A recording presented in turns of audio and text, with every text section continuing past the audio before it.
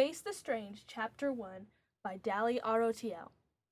ThE was riding the Hogwarts Express to Hogwarts with her best friend Edward Cullen. She had just found out she was a witch and a vampire with Edward, and now they were going to school to train to be better. "Edward, do you miss Bella?" I asked. "Grr, I don't want to talk about Bella," Edward said. "Oh, are you guys fighting?" I asked. "She is just being a cunt," he yelled. "She thinks I like you, Why would she say that?" ThE asked. Knock, knock. Suddenly there was a sound at the door of the trolley. "I'm going around with candy. Would you like to buy someone?" came the voice from the door. "Yes, come in," yelled Edward. He wanted a distraction. The door slid open and in came a boy with big, spiky black hair and black clothes, and he had his arm wrapped up. "My name is ThE," he said. "I am selling these candies to pay for my trip to Hogwarts." He showed them the tray, and there was Bertie Bott's and candy frogs with cards on them. Edward noticed that ThE was staring at ThE and growled, "We aren't interested. Go away." "Oh, okay," ThE said. "Wait. I would like to buy some Booty's Bots," said ThE enthusiastically and smiling. She reached for some and touched hands with ThE. Edward, good. "Oh, that will be... Okay, well, it is free for you," ThE said. He was flustered because he had touched hands with ThE. He thought she was very cute.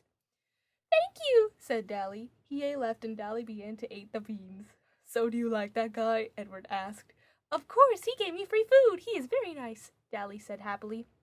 Suddenly they arrived at Hogwarts and uncame from the train. They were greeted by a big wizard with a long white bear and pointy hat, and he said, "Come, students, follow me to the Great Hall and we'll eat and get you sorted."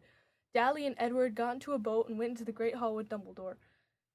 They sat down at a table coincidentally right next to their friend from the ship, ThE. ThE was also sitting next to a black and red hedgehog. "My name is Shadow," said the hedgehog. Edward began to gurr again. "Why are you all talking to ThE?" he said.